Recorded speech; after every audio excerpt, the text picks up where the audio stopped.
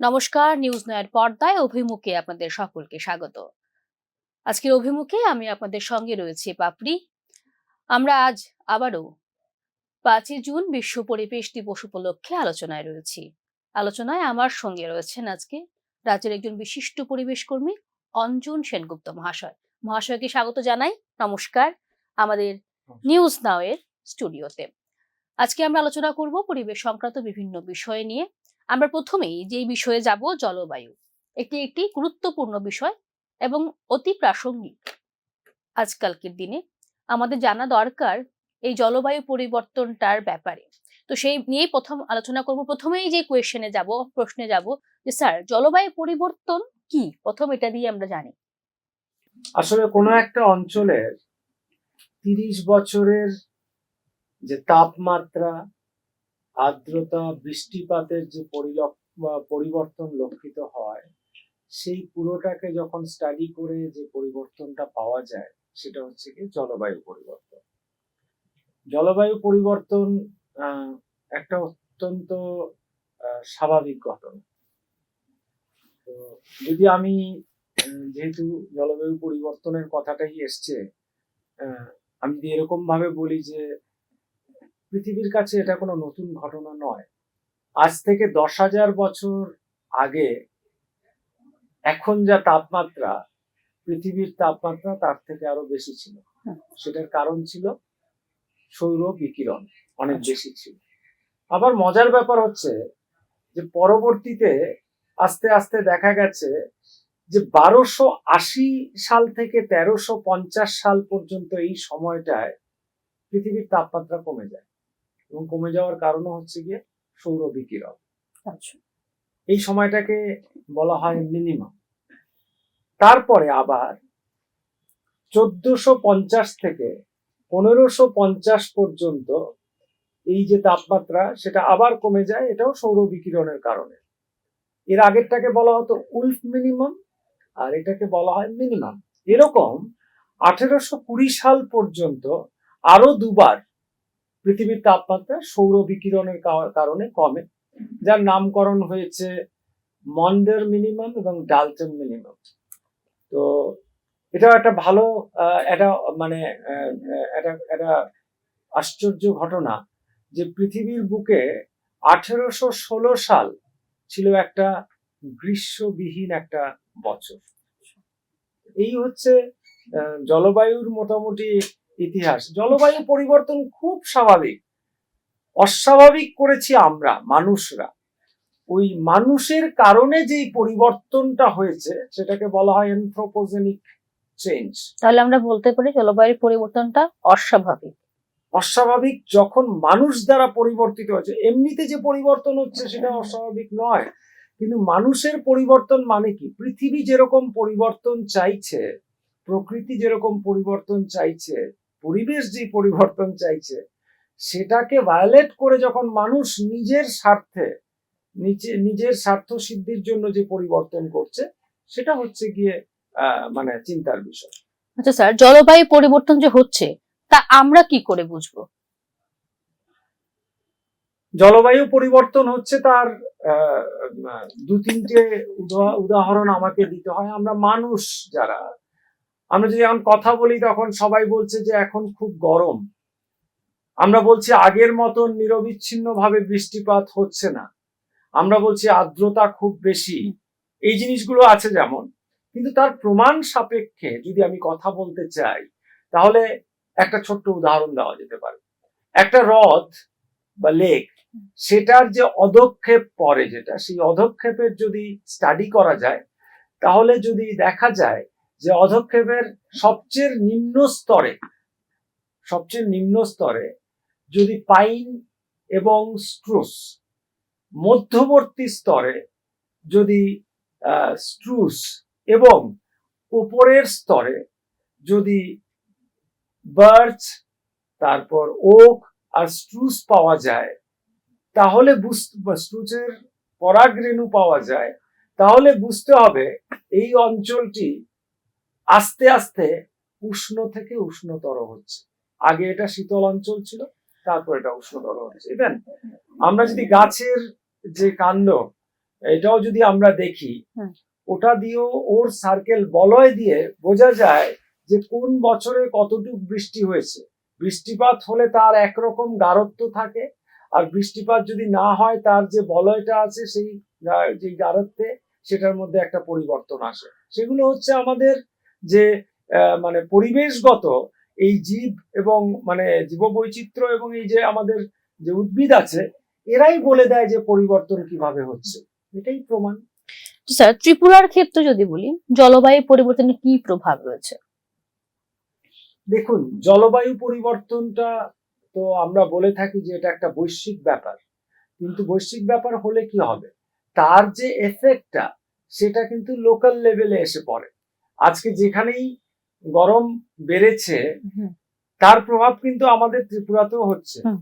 আমরা দেখেছি যে শেষ 40 বছরের তাপমাত্রা, আর্দ্রতা এবং বৃষ্টিপাত, এই তিনটার মোটামুটি ভাবে যদি একটা স্টাডি করা যায় তাহলে দেখা গেছে যে ত্রিপুরা রাজ্যে ম্যাক্সিমাম টেম্পারেচার যেটা সেটা হয়তোবা 0.5 ডিগ্রি সেন্টিগ্রেড থেকে 0.6 degree centigrade on an average বেড়েছে। কিন্তু সমস্যাটা হয়েছে ত্রিপুরার যে মিনিমাম টেম্পারেচার শীতকালের যে মিনিমাম টেম্পারেচারটা সেটা কিন্তু 1 থেকে 1.5 ডিগ্রি সেন্টিগ্রেড বেড়ে গেছে। যার ফলে এখন মিনিমাম টেম্পারেচার শীতকালে দেখবেন অনেকটা উপরে। এক, দ্বিতীয়ত ত্রিপুরা রাজ্যে দেখা গেছে যে আমাদের যে আর্দ্রতা, সেই আর্দ্রতার যে হারটা সেটা শীতকালের ক্ষেত্রে দেখা গেছে 18% কমে গেছে। এবং তার একটা প্রমাণ আমরা দেখি যে জানুয়ারি ফেব্রুয়ারি মাসে যদি দেখেন দেখবেন ময়েশ্চারাইজারের খুব ডিমান্ড থাকে, ঠিক আছে। একই সঙ্গে বৃষ্টিপাত, নিয়ম হচ্ছে যে আমার মানসুন পিরিয়ড মানে যেটা আমরা বলি বর্ষাকাল, সে সময় 70% বৃষ্টি হবে, আর প্রি মনসুন অর্থাৎ প্রাক বর্ষা এবং পোস্ট মনসুন অর্থাৎ বর্ষা পরবর্তী সময় 15% বৃষ্টিপাত হবে। মোট বৃষ্টিপাতের পরিমাণে ত্রিপুরাতে সেই তারতম্য নেই, কিন্তু তারতম্য যেটা হচ্ছে সেটা হচ্ছে নিরবিচ্ছিন্নতাতে। অর্থাৎ যখন বৃষ্টি হচ্ছে প্রচুর বৃষ্টি হচ্ছে, যখন হচ্ছে না ড্রাই স্পেল হচ্ছে। এই সমস্ত কারণে দেখা গেছে তবুও যে ত্রিপুরা রাজ্যে বৃষ্টি বা বৃষ্টিকালীন সময়ে অর্থাৎ মনসুন পিরিয়ডে মোট বৃষ্টিপাতের পরিমাণ প্রায় 90 থেকে 96 মিলিমিটার হ্রাস পেয়েছে। এর তো একটা প্রভাব পড়বেই। একদম একদম।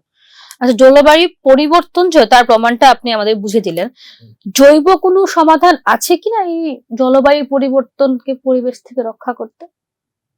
হ্যাঁ, জৈব ইনিশিয়েটিভ যেটাকে আমরা বলি বায়োটেকনোলজিক্যাল ইনিশিয়েটিভ, সেটা তো অবশ্যই থাকতে হবে, কারণ সেটা যদি না থাকে আমাদের এখন যে অবস্থা আছে প্রথাগত যে পদ্ধতিগুলোর মধ্যে একটা সীমাবদ্ধতা আছে। যেমন আমরা পুনর্নবীকরণযোগ্য যে এনার্জি আছে মানে যেটাকে আমরা বলি নবায়নযোগ্য শক্তি, তার ব্যবহার এবং আমাদের ধীরে ধীরে যে দক্ষতার বৃদ্ধি হচ্ছে তারও কিন্তু একটা সীমাবদ্ধতা আছে। তো সেই সীমাবদ্ধতা একটা লেভেল পর্যন্ত অ্যাড্রেস করতে পারবে এই পরিবর্তনকে। তারপরে অবশ্যই জৈব প্রযুক্তি বা জৈব ইনিশিয়েটিভ যেটা বলে সেটার দরকার। শিল্পক্ষেত্রে কার্বন ক্যাপচার বা আহরণটা অত্যন্ত ব্যয়বহুল, সেটা প্রথাগতভাবে। এখন জৈব প্রযুক্তির ক্ষেত্রে যেটা হচ্ছে সেটা হচ্ছে যে মাইক্রোবায়োলজি, এই যে মানে অণুজীবকে কাজে লাগিয়ে এবং জেনেটিক ইঞ্জিনিয়ারিং কে কাজে লাগিয়ে এই কার্বন ডাই অক্সাইডের আহরণ বা এই কার্বন ডাই অক্সাইডের শোষণটাকে সেটাকে বাড়াতে হবে এবং বাড়ানোর কাজ চলছে। শৈবাল, বিভিন্ন রকমের সামুদ্রিক শৈবাল, ঠিক আছে, বা সায়ানোব্যাকটেরিয়াকে কাজে লাগানো হচ্ছে।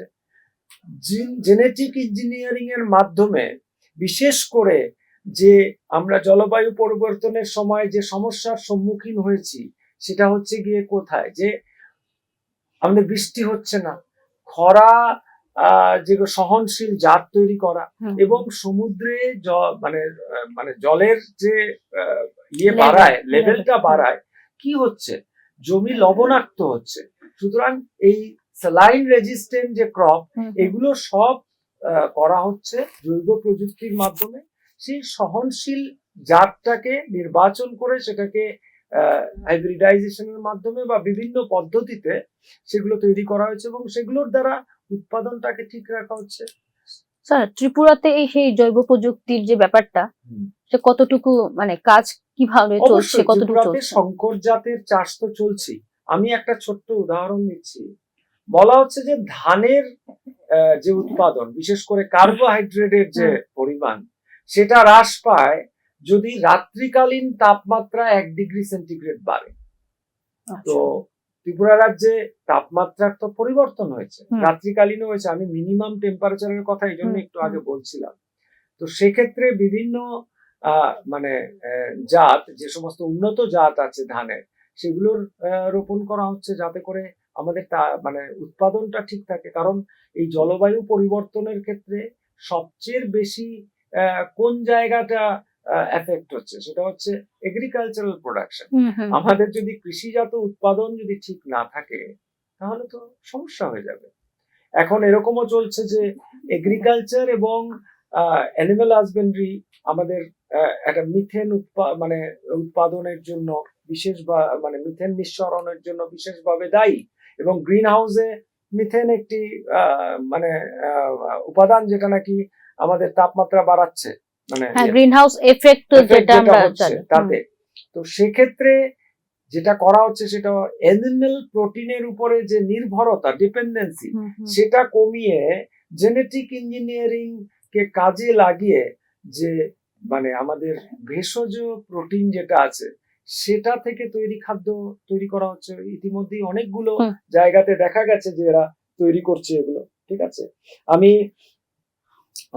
যেটা বলবো যে ল্যান্ডজাটেক বলে একটা কোম্পানি, এই কোম্পানিটি কার্বন, তাদের যে কারখানা থেকে যে কার্বন ডাই অক্সাইড বা কার্বন মনোক্সাইড মানে নিঃসরণ হচ্ছে, সেটাকে কাজে লাগাচ্ছে কি করে, সেটা দিয়ে ওরা পলিমার তৈরি করছে, করে ওটাকে ওরা রিসাইকেল করে দিচ্ছে। এই সমস্ত কাজ তো হচ্ছে। মানে ত্রিপুরার এগ্রিকালচারের কথা যেরকম বললাম, সেরকম আমি বিশ্বেও যে গ্লোবাল ক্ষেত্রেও যে বায়োটেকনোলজির ব্যবহার হচ্ছে সেটাও তো যদি মানে কথাটার থেকে সেটাই আমরা মানে বোঝা দরকার, যদি কোনো কিছু পরিবেশকে ক্ষতি করে রিসাইকেলের মাধ্যমে যেন সেই ক্ষতিপূরণটা আমরা করতে পারি। হ্যাঁ, আরেকটা ব্যাপার আছে, সেটা হচ্ছে দেখতে হবে যে জলবায়ু পরিবর্তন, যেটা আমি একটু আগে বলছিলাম যে আমাদের অ্যানথ্রোপোজেনিক বা মানুষের দ্বারা কি হচ্ছে, যদি আমরা সোজা ভাবে দেখি তাহলে কোথায় আমাদের সবচেয়ে বেশি সমস্যা হচ্ছে, সেটা হচ্ছে আমরা ফসিল ফুয়েল ইউজ করছি ট্রান্সপোর্টেশনের জন্য। ঠিক আছে, ইন্ডাস্ট্রিতে ফসিল ফুয়েল ইউজ হচ্ছে।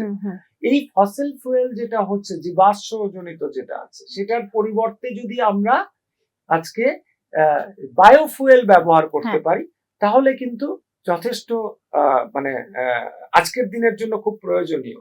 দেখা গেছে যে এই ফসিল ফুয়েল ট্রান্সপোর্টেশনের জন্য যে পরিমাণ এনার্জি খরচ হয়, সেটা প্রায় 27% কার্বন ডাই অক্সাইড নির্গমন হয়। তো সেক্ষেত্রে যদি বায়োফুয়েল যদি ব্যবহার করা যায়, এবার বায়োফুয়েলেরও জেনারেশন আছে। সেটা কি ব্যয় সাপেক্ষ? না, সব ক্ষেত্রে ব্যয় সাপেক্ষ না। তাহলে আমাকে বলতে হবে যে বায়োফুয়েল তৈরির 3 থেকে 4টে জেনারেশন আছে। ফার্স্ট জেনারেশনে যেটা হচ্ছে, খুব ভালো কোশ্চেন করেছেন, ফার্স্ট জেনারেশনে আমরা কোনটা করছি, যেগুলো সে সমস্ত শস্য থেকে বায়োফুয়েল তৈরি করা হচ্ছে যেগুলো আমরা খাই, যেমন গম, যেমন ভুট্টা, আখ, এগুলো থেকে, এগুলোর বায়োমাস থেকে বায়োফুয়েল তৈরি করা হচ্ছে। এটার সুবিধা কি, যে গ্রিন হাউস নির্গমনটা কমছে, কিন্তু এটা আমাদের খাদ্যের সঙ্গে সরাসরি একটা কম্পিটিশন হচ্ছে। যদি এটা দিয়ে শুধু বায়োফুয়েল তৈরি হয় তাহলে তো খাদ্য সংকট দেখা যাবে। তাহলে আসছে second generation biofuel. Second generation কোনটা, যেটা নাকি আমাদের খাদ্য উপযোগী নয়, এ সমস্ত জিনিস থেকে আমরা বায়োফুয়েল তৈরি করছি। যেমন একটা সোজা উদাহরণ হচ্ছে, যে সমস্ত সবজির ফেলে দেওয়া অংশ থেকে বায়োফুয়েল, তুষ থেকে বায়োফুয়েল, কাঠের টুকরো থেকে বায়োফুয়েল। তো এটার ক্ষেত্রে আবার সমস্যা কি আছে, এটা যেমন একটা হচ্ছে যে এটা কিন্তু মানে গ্রিন হাউস গ্যাস নির্গমনটা কমায়, কিন্তু এর একটা অসুবিধা আছে যে এটা কিন্তু সেই অর্থে প্রচলিত নয়, তো এটা একটু ব্যয় সাপেক্ষ। তৃতীয় হচ্ছে গিয়ে থার্ড জেনারেশন বায়োফুয়েল সেটা হচ্ছে ছত্রাক দিয়ে যেটা তৈরি হয়, আচ্ছা। ছত্রাকের ব্যবহার করে। তো ছত্রাকের ব্যবহার করে যখন তৈরি হবে সেটা কিন্তু কার্বন নিউট্রাল, এদিকে খুব ভালো, মানে গ্রিন হাউস নিউট্রাল বলা যেতে পারে।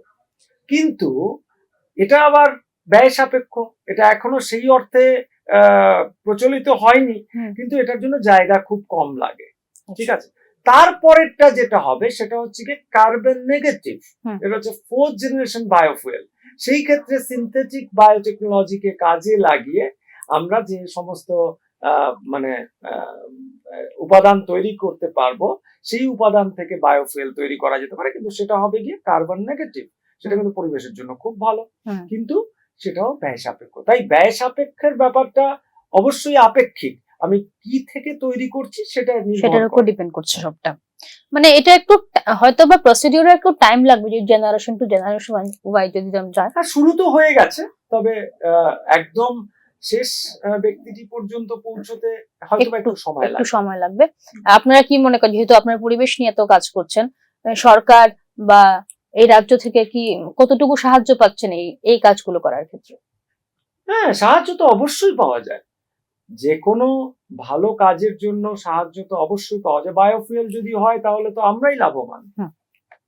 আচ্ছা স্যার, এবারে যেটা বলবো, জলবায়ু পরিবর্তনের ফলে আমাদের পরিবেশে কারা সবচেয়ে বেশি ক্ষতিগ্রস্ত হচ্ছে? প্রথমে বলতে হবে জলবায়ু পরিবর্তনের ফলে যারা কথা বলতে পারে না তারা সবচেয়ে বেশি ক্ষতিগ্রস্ত হচ্ছে, প্রাণীকুল, উদ্ভিদকুল। আপনি যদি দেখেন জলবায়ু পরিবর্তন হচ্ছে সেটা মানুষের কারণে, একটি প্রাণী খুঁজে পাওয়া যাবে না, একটি উদ্ভিদকে খুঁজে পাওয়া যাবে না যে জলবায়ু পরিবর্তনের জন্য দায়ী। এবার দ্বিতীয় যে মানে যে প্রশ্নটা আছে, মানে কথাটা আছে যে আর কারা ক্ষতিগ্রস্ত হচ্ছে, হ্যাঁ, মানুষের মধ্যে কারা হচ্ছে, যারা শিশুরা এই জলবায়ু পরিবর্তনের এই যে হঠাৎ গরম বা হঠাৎ তাপমাত্রা, আর্দ্রতা ইত্যাদির পরিবর্তনে ওরা বিভিন্ন রোগ ভুগছে, সেটা হচ্ছে গিয়ে শিশুরা। তারপর হচ্ছে গিয়ে অপেক্ষাকৃত গরিব মানুষরা, যারা নাকি জলবায়ু পরিবর্তনের সঙ্গে খাপ খাইয়ে নিতে পারছে না, সবচেয়ে বেশি কষ্ট পাচ্ছে গরিব মানুষরা। আর তৃতীয় যারা, সেটা হচ্ছে গিয়ে যারা বয়স্ক মানুষ, এদের জন্য কষ্ট করে। আমি শুধু বলি যে তাপমাত্রা 1 ডিগ্রি থেকে 1.5 ডিগ্রি যদি বাড়ে কোনো একটা অঞ্চলে, সেক্ষেত্রে ম্যালেরিয়া এবং ডেঙ্গুর প্রভাব 10 থেকে 25% বাড়তে পারে। তো এটা যদি হয় তাহলে কি হচ্ছে, আমাদের রোগ ভোগের জন্য ওষুধের খরচা বেশি হচ্ছে। এই জায়গাগুলোতে এই তিনটি মানে যে আমি বললাম 3 শ্রেণীর লোক সবচেয়ে বেশি ক্ষতিগ্রস্ত। জলবায়ু পরিবর্তন নিয়ে এতটা আলোচনা করার পরে আমি একটা আলোচনা আর একটু আপনাকে জিজ্ঞেস করবো, যে জলবায়ু পরিবর্তন রক্ষার্থে শিক্ষা প্রতিষ্ঠানের কি করা উচিত? লিগেসি অফ ডিজাস্টার বলে ইউনিসেফের একটা রিপোর্ট 2007 সালে মানে করা হয়েছিল, এবং এটা করা হয়েছিল যে পরবর্তী সময় সিডার বলে একটা মানে সাইক্লোন, আমরা সবাই জানি, বাংলাদেশের উপর দিয়ে বয়ে যায় এবং তাতে 74 থেকে 75টা প্রাথমিক বিদ্যালয় ক্ষতিগ্রস্ত হয়। পরবর্তীতে ফ্লাডের জন্য কম্বোডিয়াতে প্রায় 4 থেকে 5 লক্ষ স্কুলের বাচ্চারা, স্কুল এবং তার বাচ্চাদের পড়াশোনা ক্ষতিগ্রস্ত হয়। তো শিক্ষা প্রতিষ্ঠানগুলোর মানে এই ধরনের ঘটনার পরে সবচেয়ে প্রথম অস্ট্রেলিয়া সোলার স্কুল শুরু করে, এবং প্রায় 50,000 স্কুলে ওরা এই রুফটপ সোলার সিস্টেম লাগায়।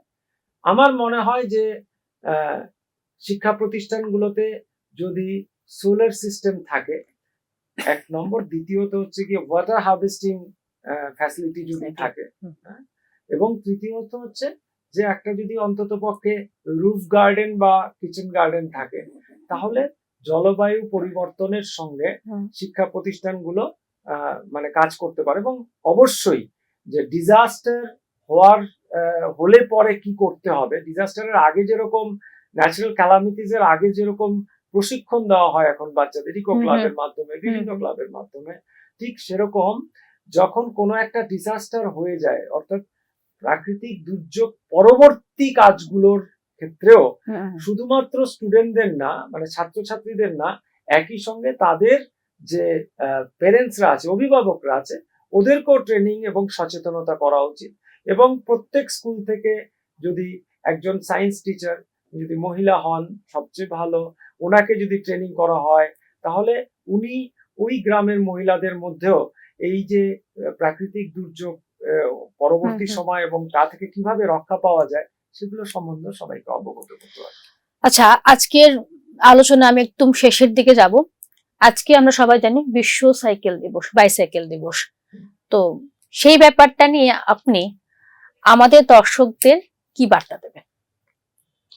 জলবায়ু পরিবর্তনের এই প্রেক্ষাপটে যেখানে আমরা কথা বলছিলাম যে আমাদের ফসিল ফুয়েল যেটা ট্রান্সপোর্টেশনের জন্য মানে আমাদের এত খরচা হয় এবং কার্বন ডাই অক্সাইড এত বৃদ্ধি পাচ্ছে, সেটা থেকে যদি কমাতে হয় তাহলে অবশ্যই সাইকেল চালানো খুব দরকার। আজকে বিশ্ব সাইকেল দিবসে আমি এই কথাটা বলবো যে সাইকেল চালালে শুধুমাত্র যে আমাদের যে ফসিল ফুয়েলের যে ব্যবহার সেটা কমাতে পারছি সেটা না, পরিবেশকে রক্ষা করতে পারবো সেটাই না, একই সঙ্গে নিজের স্বাস্থ্যটাও ভালো থাকবে। এবং পরিবেশকে যদি কাছের থেকে দেখতে হয়, জানতে হয়, তাহলে আমার মনে হয় সাইক্লিং এর কোনো অল্টারনেটিভ নেই। প্রত্যেকদিন না পারেন, যদি সপ্তাহে 3 দিন যদি কেউ সাইকেল চালায়, তাহলে অন্ততপক্ষে সেও সুস্থ থাকবে, আমাদের পরিবেশটাও সুস্থ থাকবে। পরিশেষে একটা কথা বলি, আমাদের বোধহয় এই জলবায়ু পরিবর্তনের সঙ্গে তো দূষণটাও অঙ্গাঙ্গি ভাবে জড়িত। মানুষ মানে হোমো হ্যাবিলেস শুরু করেছিল, পাথরের মানে ব্যবহার তারা শিখেছিল। তারপরে হোমো ইরেক্টাস এরা না আগুনের ব্যবহার শিখেছিল। তারপর হোমো স্যাপিয়েন্স এগ্রিকালচার শুরু করে, কৃষি শুরু করে। আমাদের দূষণ আর পরিবর্তন এই দুটো বোধহয় আমাদের ওই হ্যাবিলিয়াসের থেকে ইরেক্টাসের পরে যখন হোমো স্যাপিয়েন্সে এলাম তখন থেকে বোধহয় শুরু হয়েছে। তাই মানুষের সৃষ্টি, মানুষের দ্বারা তৈরি এই পরিবর্তনকে যদি আবার পূর্বাবস্থায় না হোক বাসযোগ্য করতে হয়, তাহলে মানুষকে শুধু সচেতন হলে হবে না, সক্রিয় অংশগ্রহণ করতে হবে। জলবায়ু পরিবর্তনের থেকে মানে নিজেদেরকে একটা ভালো জায়গায় নিয়ে যেতে গেলে শুধু সচেতনতা যথেষ্ট নয়, সক্রিয়ভাবে অংশগ্রহণ করাটা বোধহয় একমাত্র উপায়। পরিবেশ দিবসে এই বার্তাটুকু নিয়ে আজকে আমরা আমাদের আলোচনা শেষ করতে যাব। আশা রাখছি আপনারা আজকের আলোচনায়ও সমৃদ্ধ হয়েছেন, সচেতন হবেন আগামী দিনে আরও বেশি করে। আমরা আমাদের এই আলোচনা আগামী আরও 2 দিন আপনাদের সামনে তুলে ধরব। বিভিন্ন পরিবেশ কর্মীরা আমাদের এই নিউজ নাওয়ের পর্দায় আসবেন, তাদের নিজের অভিজ্ঞতা আপনাদের সামনে তুলে ধরবেন। ততক্ষণ পর্যন্ত আপনারা চোখ রাখুন নিউজ নাওয়ের পর্দায়। বিদায় নিচ্ছি, নমস্কার।